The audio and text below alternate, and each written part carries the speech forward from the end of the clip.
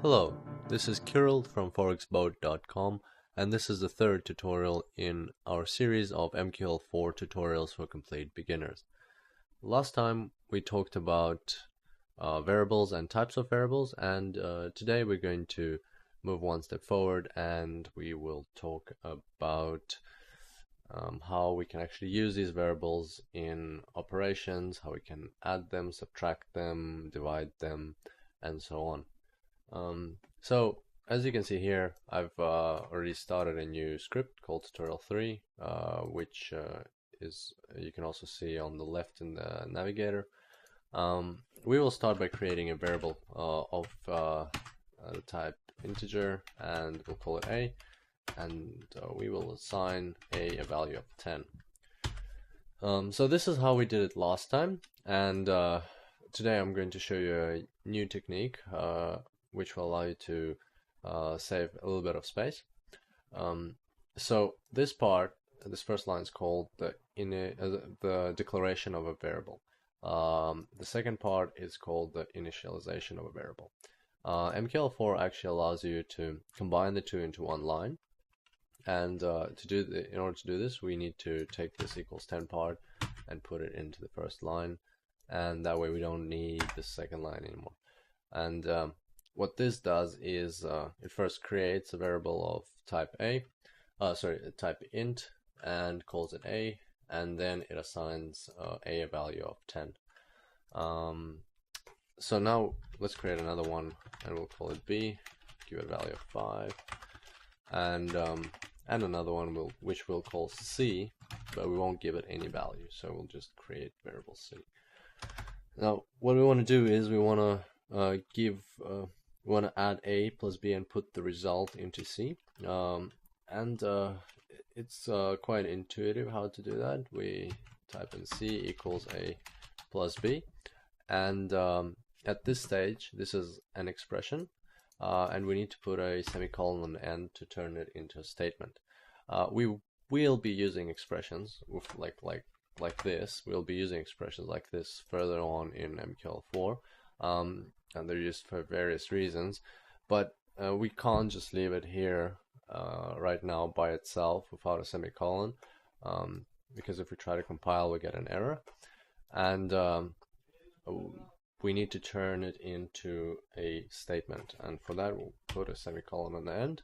Try compiling again. As you can see, no errors or warnings, and just like last time, let's check if the program is working correctly by outputting C onto our screen, the value of C onto our screen, using an alert statement. So let's compile that.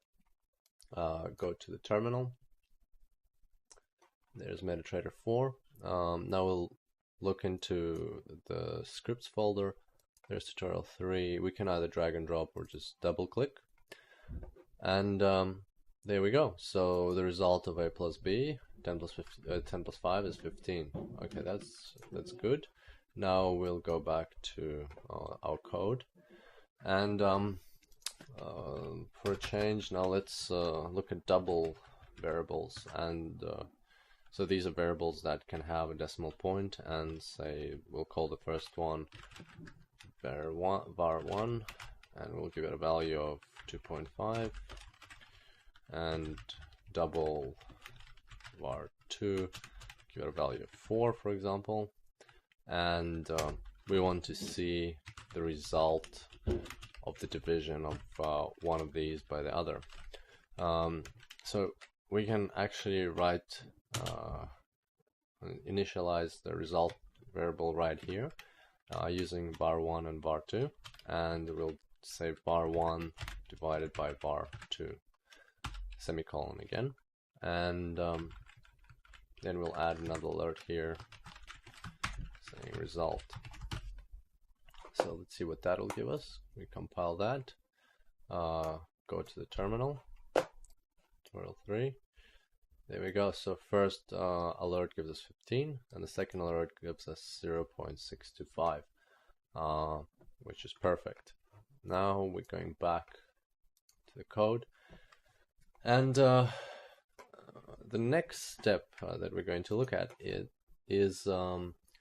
working with string variables, and I think that this is an important aspect of MQL4 because we'll be working with strings quite a lot, and mostly just to output messages for testing purposes and notification purposes. So let's have a look at how we can use strings in a similar fashion. So let's create a string called greeting, and the value of this string has to be text, and in order to specify text, we need to put two quotation marks around it, a pair of quotation marks around it, and the text in this case will be hello, and semicolon, string, then we'll call a variable, the next variable we'll call it space.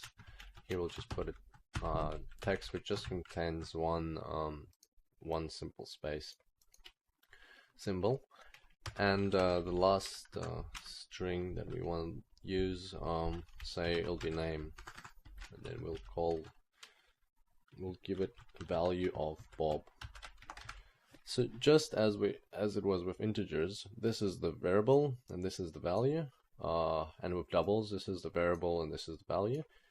Here with strings, this is the variable, this is the value, and the value is text, and therefore it's in quotation marks. Now let's see how we can add these three strings together. We will create a string and we'll call it message. We won't give it any value at this stage, and here we'll say message equals greeting plus space plus name, and let's see if we can output this result, message. Alright, let's compile that. No errors or warnings. Let's go to the terminal, tutorial 3, and here we can see hello space Bob. That's great. And now let's go back to the code. And to finish off, let's do something a bit more complicated. Let's try combining a string variable with our result, our double variables or our integer variables to get some sort of message. So I'll just comment these out while we don't need them. And instead of message being greeting plus space plus name, we will give message the following values. Message equals value of A is colon space, and then here we'll say plus A semicolon, and then we'll go alert message compile. So here we get a warning. This is not an error, it's got a yellow sign, meaning it's a warning, meaning that A is being converted to a string. It's actually an integer, but it's being converted to a string, and it's just letting us know that this is happening.